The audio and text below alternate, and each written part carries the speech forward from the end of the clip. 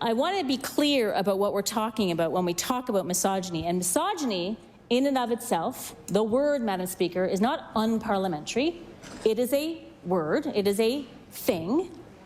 It's defined as this. It's a form of sexism that can keep women at a lower social status than men, thus maintaining the social roles of patriarchy. Misogyny has been widely practiced for thousands of years. It is reflected in art, literature, human societal structure, historical events, mythology, philosophy, and religion worldwide. I didn't just make it up. I didn't just pretend that I knew way more than everyone else in this chamber and decide to slap a word onto what I experienced yesterday in the chamber. It's a real thing. Misogyny and sexism are sometimes hard to see because they're insidious. They're omnipresent. It's everywhere.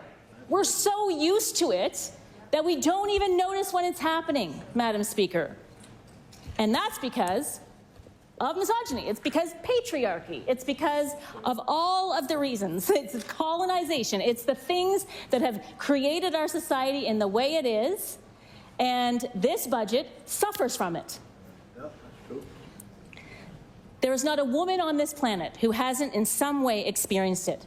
Even women who have great partners, even women who have had great lives, who are powerful women who have never experienced overt sexism, have experienced misogyny or internalized misogyny. It's hard to see sometimes, but there's no denying the effects. It's why women earn less than men. It's why women are judged on their clothing.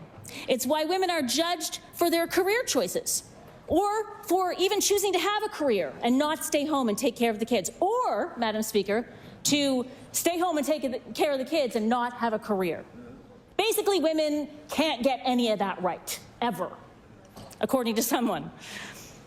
It's why women are disproportionately the victims of assault and harassment. It's why I could not leave the hospital when I had my baby, because I had to call my ex-husband and get him to tell me the date of our divorce so that I could prove that I was divorced from him before I left the hospital with my baby.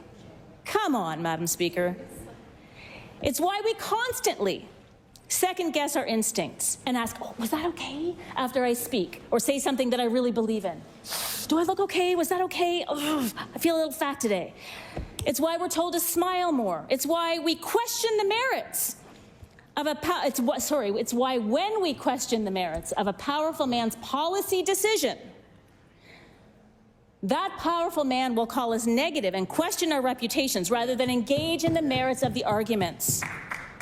We see this all over in politics, Madam Speaker. Women, and particularly women leaders, leaders of parties, leaders of countries, leaders of provinces are characterized as negative, and that, Madam Speaker, that characterization is misogyny. I would love to be able to say that Nova Scotia is all set for women. All set for women to join this legislature, all set for women to open businesses, all set for women to do everything they can to live their best lives. But I can't do that. I would love to be able to say that whether you're in the government or whether you're in the opposition or whether you hold important, powerful positions in nonpartisan offices like the Auditor General or being at the helm of Elections Nova Scotia or being the Information and Privacy Commissioner, no matter what part of politics you want to engage in, I would love to be able to say that your voice will be valued and that you can count on the fact that Nova Scotia makes policies and laws that are created using a gender-sensitive lens. But unfortunately, Madam Speaker, when I go to those meetings, when I represent our province and our country in the international stage, I will not be able to say that. I would love for this government, whether it be the Minister of Finance or someone else in the government, to table the documents and the lens by which this budget has been examined according to gender. Show us the metrics. Show us the document. If ministers are questioned in estimates, has your budget gone through a gender-sensitive lens? And they say yes, show us where, show us how, show us the questions, show us how we examine every line of this budget to make sure that it honors and protects and uplifts women.